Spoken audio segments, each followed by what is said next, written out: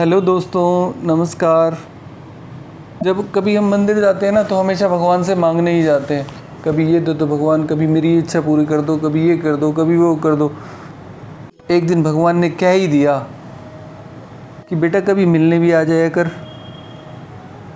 काफ़ी टाइम हो गया जब लोग भगवान से मिलने ही नहीं गए, मोबाइल में लग गए, मोबाइल के कामों में लग गए, अपने बिजनेस में लग गए, यूट्यूब में लग गए। तो एक दिन भगवान ने चिट्ठी लिखी, ए लेटर फ्रॉम गॉड, रब दी चिट्ठी। भगवान जी अपने प्यारे भक्त हैं जो सारी दुनिया के लोग हैं, उनसे उम्मीद कर रहे हैं कि मुझे तू याद करेगा।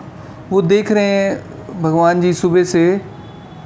भगवान जी कहते हैं सवेरे जब तू उठा, जाग गया, उठ गया और अपने बिस्तर पर बैठ गया और मोबाइल में कुछ देखा। मैंने सोचा थोड़ी देर में मुझे याद करेगा, मुझसे बात करेगा, 2 मिनट बात करेगा। लेकिन थोड़ी देर बाद तू उठा और नहाने चला गया। नहा के आया, नाश्ते की प्लेट सामने आ गई।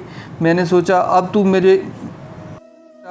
तू मुझे ज़रूर याद करेगा, अब तुझे नाश्ता मिला है, तू मेरा शुक्र करेगा और बोलेगा रब मैं तेरा दिया हुआ खा रहा हूँ, तेरे रहमों का खा रहा हूँ और मैं इंतज़ार करता रहा, तू मेरा शुक्राना करेगा।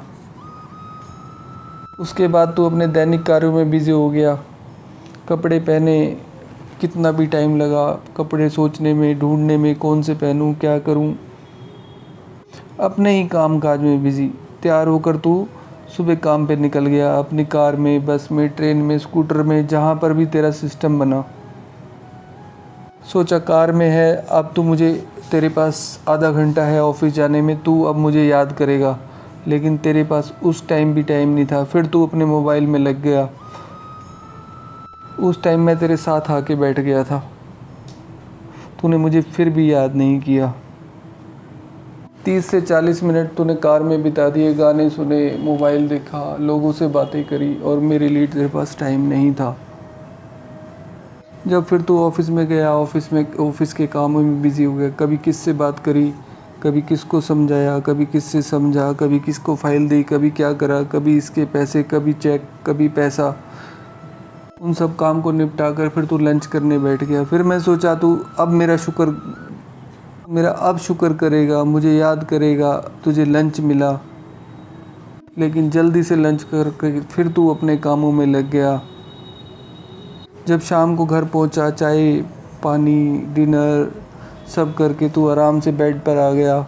फिर मैंने सोचा अब तू मुझे याद करेगा, लेकिन तू अपने विचारों में और उसके बाद टीवी के साथ समय बिताने लगा। तूने अपनी फैमिली को भी टाइम दिया, टीवी को भी टाइम दिया और मैं देखता रहा तू मुझसे अब बात करेगा।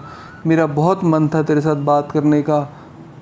मैं भी चाहता था मैं तेरी फैमिली का हिस्सा बनूं, तेरे टाइम में से मुझे भी 5-10 मिनट टाइम दे।